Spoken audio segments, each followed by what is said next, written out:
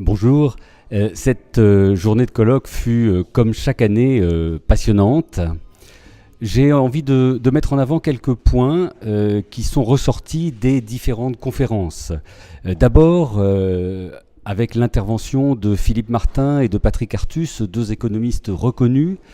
Ce qui est ressorti de manière assez forte, c'est que nous sommes actuellement dans une période de croissance économique mondiale plus forte que ce que nous avons connu évidemment dans les années passées, mais qui risque de ralentir à nouveau dans les années qui viennent. Donc c'est maintenant qu'il faut en profiter.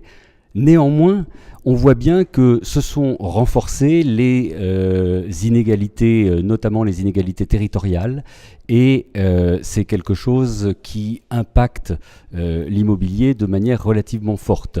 Un autre point qui m'a également frappé, c'est la difficulté pour le gouvernement actuel de communiquer autour de réformes de structures qui sont nécessaires à réaliser, mais des réformes de structures qui vont avoir des impacts différés dans le temps, alors que l'opinion publique, en général, attend des résultats quasi immédiats.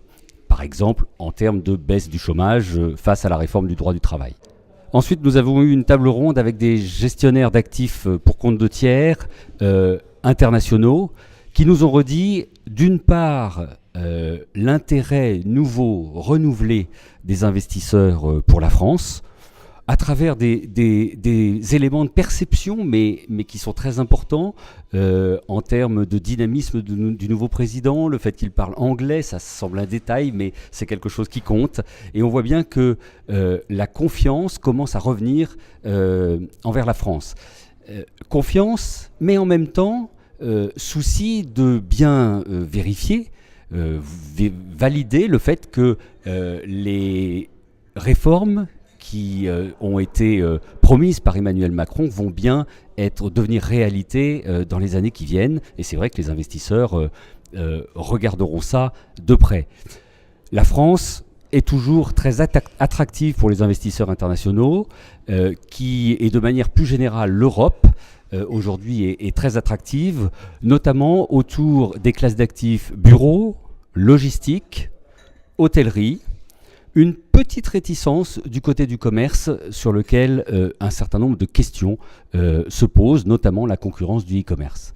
Nous avons eu également une table ronde particulièrement intéressante sur le logement qui est une classe d'actifs qui est en train de redevenir progressivement attractive pour les investisseurs institutionnels.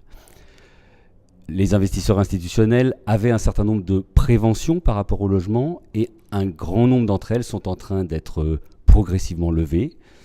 On voit bien que le logement, c'est une rentabilité ajustée du risque intéressante, c'est une prévisibilité des cash flows qui est très forte, c'est également une capacité de réalisation de plus-value significative, essentiellement quand on se trouve dans les métropoles et au cœur des métropoles.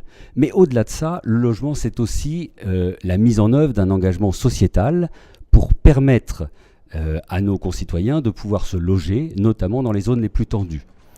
Et une des réticences les plus importantes des investisseurs institutionnels, à savoir le risque d'image, pourrait très bien être gérée à travers la création de véhicules intermédiaires dédiés au logement, qu'ils soient cotés, ce qui leur donnerait la possibilité de lever du capital de manière relativement forte et peut-être plus facile, que s'il s'agit de fonds non cotés, comme certains opérateurs en ont déjà mis en œuvre. Nous avons eu enfin une table ronde également très intéressante sur le défi climatique et la décarbonation des portefeuilles. Le message le plus important, c'était d'insister sur l'urgence à agir pour essayer d'atteindre ou au moins d'approcher l'objectif fixé par l'accord de Paris il y a 2 ans lors de la COP 21, c'est à savoir 2 degrés d'augmentation de température. Cela veut dire travailler sur la transition énergétique, mais plus profondément, cela veut dire travailler sur l'impact carbone de l'ensemble de la chaîne de valeur de l'immobilier, donc mettre en place une véritable comptabilité carbone et tirer des enseignements que cette comptabilité apportera un certain nombre d'actions correctrices notamment en termes de construction et de restructuration des immeubles, dont nous savons que ce sont les phases les plus émettrices de carbone dans